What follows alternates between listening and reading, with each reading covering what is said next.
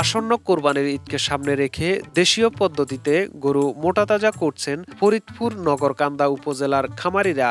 এবারের কোরবানি ঈদে সফল উদ্যোক্তা হিসেবে নগরকান্দা উপজেলার খামারি মোহাম্মদ শফিকুল ইসলামের নাম উঠে এসেছে বলে জানালেন উপজেলা প্রাণী সম্পদ কর্মকর্তা ডাক্তার মোহাম্মদ সাইফুল ইসলাম।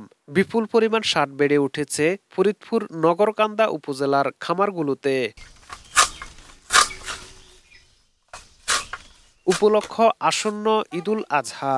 গরু মোটাতাজা করতে প্রাকৃতিক খাবার ভরসা খামারিদের। তবে গোখাদ্যের দাম বাড়ায় কিছুটা ক্ষতিগ্রস্ত প্রান্তিক পর্যায়ের খামারিরা।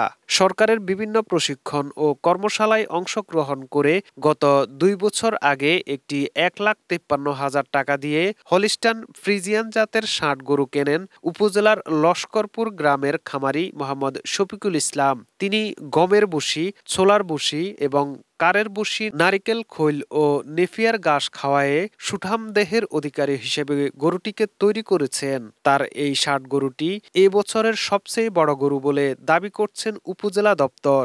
এর উচ্চতা ৫ ফুট ৬ ইঞ্চি এবং লম্বায় ৮ ফিটের বেশি, ওজন প্রায় ২০ মণ। দাম হাঁকাচ্ছেন ৮ লাখ টাকা।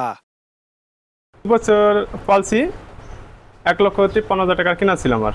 প্রান্তিক খামারে আমরা তো অত বড় ইসি না, আমরা বড় বড় খামারি না যে আমরা অন্য কিছু দিয়ে পাইলে পরে আমাদের তো সমস্যা হয়। ঠিক আছে, আমরা প্রান্তিক খামারি ছোট, আমরা চাই যে একটা গরু পুষে যাতে সামনে কুরবানিতে ভালোভাবে বিক্রি করতে পারি, সেই অনুযায়ী আর কি আমরা যে প্রাকৃতিক খাবারই ক্ষয় লালন পালন করছি। মাসে ১৫ থেকে ২০,০০০ টাকা একাই লাগে।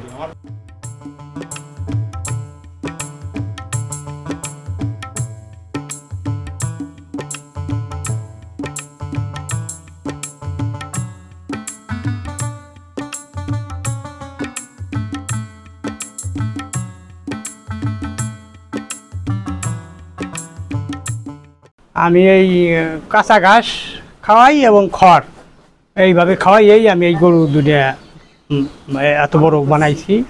আর আমার নিজের পালেরই বাছুর, তাই আমি কোরবানি উপলক্ষে এই গরুটা বিক্রি করার ইচ্ছে।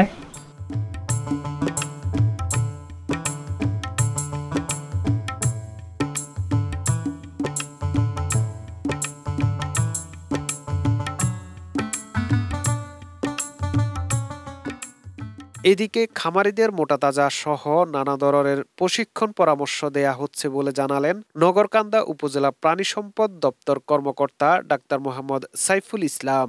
উপজেলা প্রাণী সম্পদ দপ্তরের তথ্যমতে এ বছর ১৯,০০০ ষাঁড় প্রস্তুত রয়েছে, যা গত বছরের তুলনায় ৫,০০০ বেশি।